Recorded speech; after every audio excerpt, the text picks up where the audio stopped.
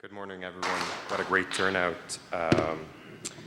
Well done to the AWE Canada East chapter for putting together this event, and thanks Andrew Penner for inviting me to speak today.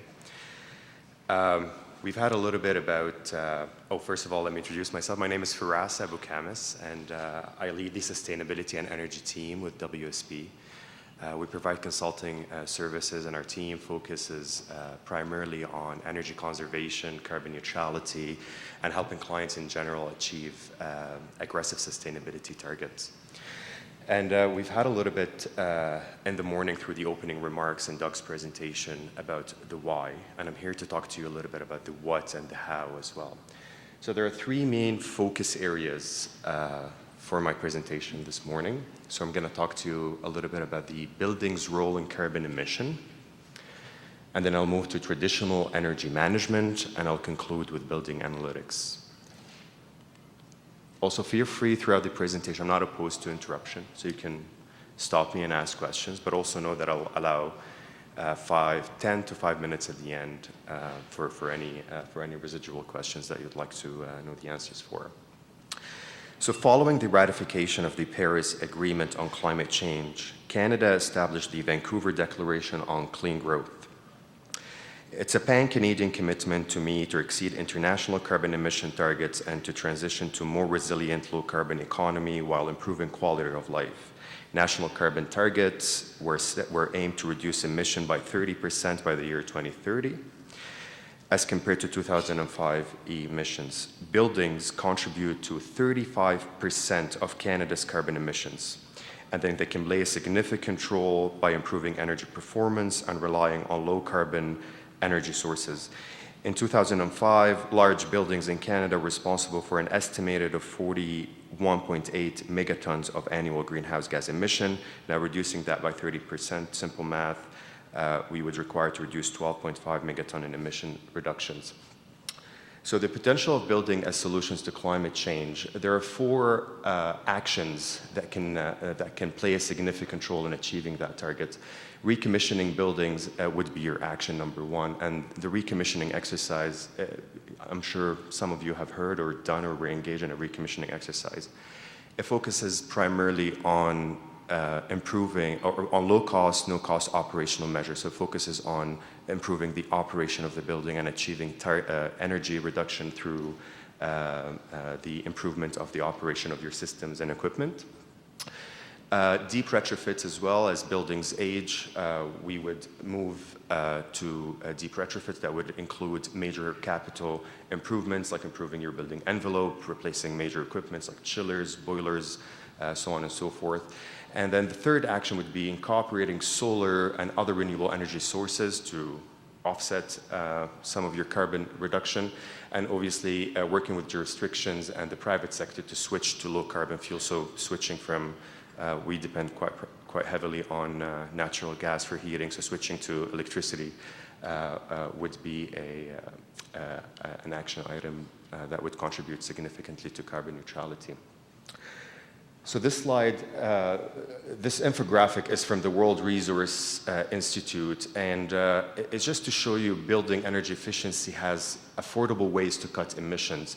I'm not entirely sure if the slide is entirely clear to everybody in the audience, but on the y-axis there you have the sector's contribution to carbon emissions. And on the x-axis, you have different industries. So building is number one, agricultural industry, energy supply, so on and so forth.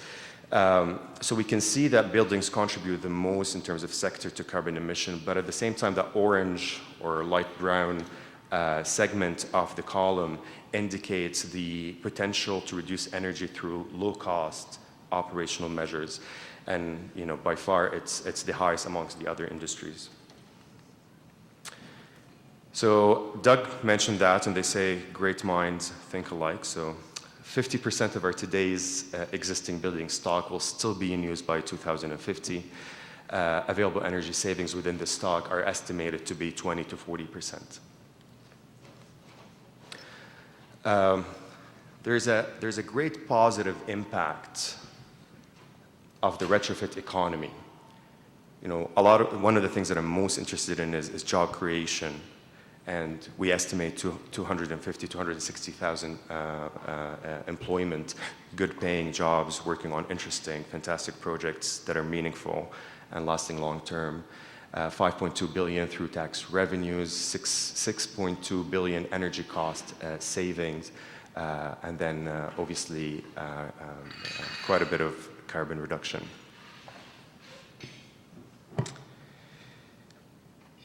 So there has to be a shift in focus from energy to carbon. So energy is often used as a proxy for carbon, as a performance metric. It is more readily available and relates directly to cost.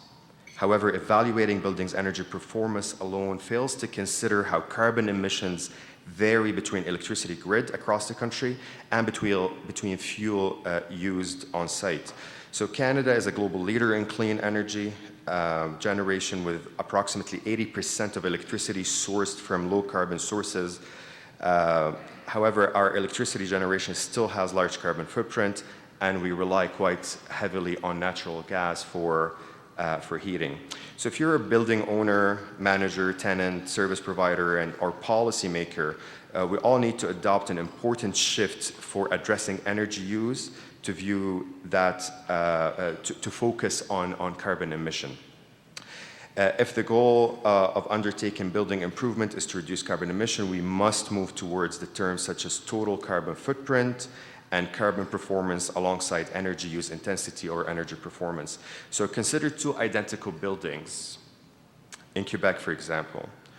One is heated with natural gas and the other is heated with electricity. So while each building may have energy footprint of 200 kilowatt hour per square meter, the electricity heated building would emit 0.5 kilogram of equivalent CO2 per meter squared, while the gas heated building would emit 18 kilogram of CO2 per meter squared. This is 36 times as much greenhouse gases for two identical buildings with two different energy sources. So Canada's National Energy Board forecasts indicate that national carbon emissions will decrease by about 14% if population growth remains steady. The carbon intensity of most provinces, provincial electricity grids will decrease by the year 2030. So, and as carbon intensity of the electrical grid decreases, the GHG reduction benefit from electrification will also rise. So there are a number of factors that inform the approach to reduce carbon. So emissions from building segments are influenced by building size, age, energy sources, regional electricity grid, and building type. So building sizes, it's estimated that buildings from 25 to 50,000 square feet offer a greater potential for total carbon emission. Building age as well. Newer buildings follow more strict, more stringent energy building codes building codes in general. So older buildings have more potential to save or reduce carbon. I was speaking to somebody the other day and they said no matter how old or new your building is, there's always a minimum of 15% of improvement. Energy sources as well. I touched on that. We established that. So using natural gas, for example, switching to electricity would have greater potential of reducing carbon emissions. Regional energy grids as well, depending on the province and where you are across the nation. All of those aspects have to be taken into consideration. There has to be a systematic approach and a plan to reduce your carbon.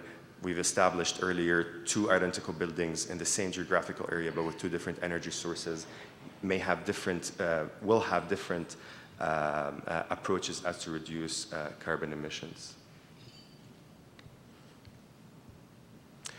So building characteristics inform the approach to reduce carbon. Again, depending on where you are, the province, the year of construction, the size of the building, all of those aspects need to be taken into consideration as you're developing your carbon reduction targets and the methodology and the approach to reduce those, to get to those targets. The carbon emission profiles of buildings on Ontario, Quebec, BC, and Manitoba are dominated by emissions from natural gas. Reducing dependence on natural gas will play an important role in reducing carbon emissions. Actions may include recommissioning, waste heat recovery, deep retrofit, fuel switching as well.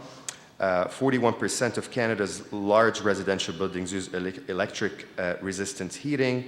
Highly efficient electric heat pump systems could save energy as well. Doug had mentioned that as well in his presentation. Targeting retrofits in buildings that use electric resistance heating can significantly impact both cost and emissions in provinces with high intensity carbon grid, such as Alberta and Saskatchewan and New Brunswick as well. So there has to be, the CIGBC actually released a roadmap for carbon neutrality. I highly encourage you to read it. It has a lot of good information. But reductions in the carbon intensity of the electrical grids are expected to offset population growth and result in almost 6 megaton of CO2. That's 14% decrease in Canada's emission by 2030. Meeting the 30% national target will require strategic action in each province. The specific benefit of actions undertake will vary depending on the size, age, as we've established, and other factors as well. So there are a number of actions. Recommissioning, which will be the focus of my presentation going forward, is one of them. Deep retrofit, as we established at the beginning of the presentation, switching fuel sources, on-site renewable energy as well. Recommissioning focuses on low-cost, no-cost operational improvement measures. How the building is controlled, operated, and maintained influences how much energy it uses. Even high-performance buildings need to have their energy systems readjusted over time. Optimizing the performance and operation of an existing building system is known as recommissioning, RCX as a short. Recommissioning generally involves improved control and operation of existing assets, making the best of systems already installed. Recommissioning must be completed in 60% of very large buildings that's over 200,000 square feet, and 40% of large buildings from 25 to 200,000 square feet to achieve the carbon reduction targets. Recommissioning also will benefit all building types and can be implemented at any time in the building life cycle. So the key message that I wanted you to take from the first focus area of my presentation is that buildings play a significant role in carbon emissions, and then reducing their carbon emissions also plays a significant role in meeting our national targets. Recommissioning as well is one of the significant actions that can be taken into helping us achieve those targets. That was probably too many slides for that key message, but I was told it's 30 minutes, so here you go. So traditional energy management. So the focus is generally, as asset managers or building owner, isn't efficiency, right? So you have other triggers and targets that you focus on, leasing, tenant satisfaction, and so on and so forth. And while you might take energy efficiency and carbon reduction into consideration, it's not primarily a driving factor for asset managers. So that's a challenge by building operators. And traditional energy management, so if you've done an energy audit, if you've been involved in energy audits in the past or or you worked on buildings that required energy audits, they focus on capital improvement measures. So they are done as a feasibility study to inform and to provide decision makers with an informed decisions of of what needs to be done in order to reduce carbon and energy consumption. But they're done at one time, they're implemented, and then you move on and forget about them. Similarly with recommissioning, it focuses on improving the operational measures and the low-cost, no-cost measures of your building and tackling energy from that aspect. But they're also done at one time. The building gets to achieve its energy targets and carbon emission targets by implementing the measures in those studies. And then what happens over the years that you drift away from those targets. So after those studies are done and implemented, we tend to get busy as building managers and building owners. This graph here is from the US Department of Energy. So, business as usual, energy will start to rise and increase over time. When you've done your recommissioning study and have implemented all the measures, energy decreases, but what happens over time is that buildings will drift away. Implementing continuous commissioning, which is sometimes referred to as ongoing commissioning, will ensure whatever measures are implemented during the retro-commissioning exercise continue to improve, first of all, are maintained and then continue to improve over the period of time. And that's why you see under commissioning, continuous commissioning or ongoing commissioning, that the energy use drops over time. But what that really means is that you need to have an energy expert, an energy manager expert present, either directly engaged with the building operation team or indirectly through the hire of professionals or consultants in the field. The reality of it, and I apologize, the slide seems to have a bit of editing problem. But consider an office tower that's 300,000 square feet, 20 floor, 250 zones, lighting, central HVAC system, lots of different miscellaneous equipment and submeters. That's approximately 10,000 data points. You want to trend that every 15 minutes to 350 million points per year. So you need an expert. You need somebody who understands how to read and extract that information from your building operation system. And that's a task that there are a lot of experts in the field that can do, but it takes time and it takes money, right? So in the grant, last time I showed this slide, somebody in the audience pointed at me. So how can you find the troublemaker? So with all of these control points, when you're doing your recommissioning, how can you find the troublemaker in that? And even for experts who have been doing recommissioning exercises, we don't always see the troublemaker's points, right? We try our best, we use our engineering judgment, we read the trend reports, we understand the building behaviors in terms of all different external and internal considerations, but we don't always find everything, we try. So building analytics, so think about the best energy manager you've ever met, the best energy manager you've ever hired or you worked with. And imagine that energy manager in your building every single day doing nothing but monitoring your BAS system. Wouldn't that be amazing?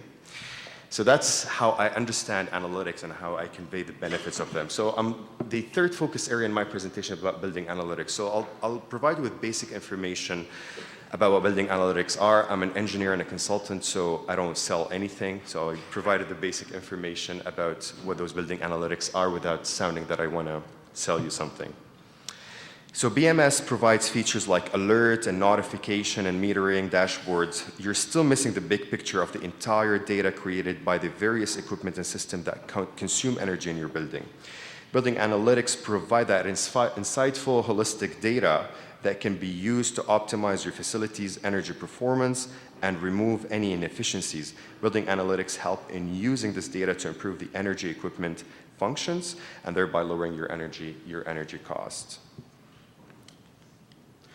So I was reading an article the other day about building analytics, and I came across cognitive autonomous BAS, and they drew a link in the article about how the human brain processes data and learns, and how control systems are currently processing data, and how machine learning and cognitive learning will be able to mimic how our human brains process data, and the building will have the ability to correct itself over time through very smart algorithms that you embed in your analytics software, and the building will maintain and learn over time and stay on track and maintain your your energy and carbon emission goals. That would be great. That's what they're trying to do. So it's machine learning. That's what the software is doing. That's what analytics, the essence of analytics are, is mimicking how we learn. So multiple entry, multiple inputs, multiple outputs. That's the sort of the system that our brains uses to process large amount of data, and that's what they're trying to do for building analytics as well. So I thought that was interesting, and I wanted to introduce you to that concept. You know, I mentioned the trends. They're great reports. They're experts in the field who can read those trends and understand what they mean from an energy point of view and be able to make and draw decisions based on that. But studying the trends, obtaining those trends from the BAs, they're not always available, but let's assume you have, you set up your building to give you trend data on various points, and you get those reports over periods of time. They're complex, they take time, you want to go through them. You don't always get accurate results. Some sensors may fall out of calibration. The actual BAS system, while logging those trend data, may conduct errors as well. And there are mathematical and statistical methods that we can use to understand the outliers of those points and make sure that we are, we have a full understanding of what the trend data is trying to tell us. But again, that takes time and it takes money. And analytics will be able to sanitize that data for you, not only sanitize it and give you the report, but also understand what it means and correct itself over a period of time. So the problem with problems, so is the problem even worth finding? So sometimes you understand that there is a problem within your building, and that's typically because somebody's cold or hot or consuming too much energy, but is it worth finding what that problem is? But even when the problem is found, how much is the problem actually going to cost us? That's another question that we need to answer as we're managing building. And who has the time and the knowledge and the expertise? Do we have the internal staff as building managers to solve that problem, or do we need the help of external consultants or experts to come in and help us resolve that problem? And who's going to pay for it? That's a big question, right? And analytics will help you solve and maneuver through those challenges. The key benefits, and what I'm going to conclude my presentation with today, is that the analytics provide benefits like automated fault detection, diagnostic monitoring, and reporting, which is information that can be used to, to give you a clear course of action. It detects problems in a comfortable building. And the reason I mention comfortable building, because sometimes if the occupants are comfortable, you may think that you have no problems, but you may have serious issues that's costing you a lot of money in energy consumption, or maybe money that you actually haven't planned for in terms of operational maintenance in a few years. So detecting the problem in a comfortable building, that's what you want to thrive to achieve, is make sure that even when your occupants are comfortable, which is a main priority, that you're actually running a building that has no problems. Other key benefits is it provides tools to turn data into actionable intelligence as well, and the cognitive aspect will allow building to be, to run automatically through a period of time and operate on your goals as building managers. Setting your goals in a piece of software that it's able to take that information and make sure that it's following those precise rules to achieve your goals, and not only that, and corrects itself over time, is a great feature that I wanted to mention to you today, and hopefully answer some of the whats and the how. Thanks very much.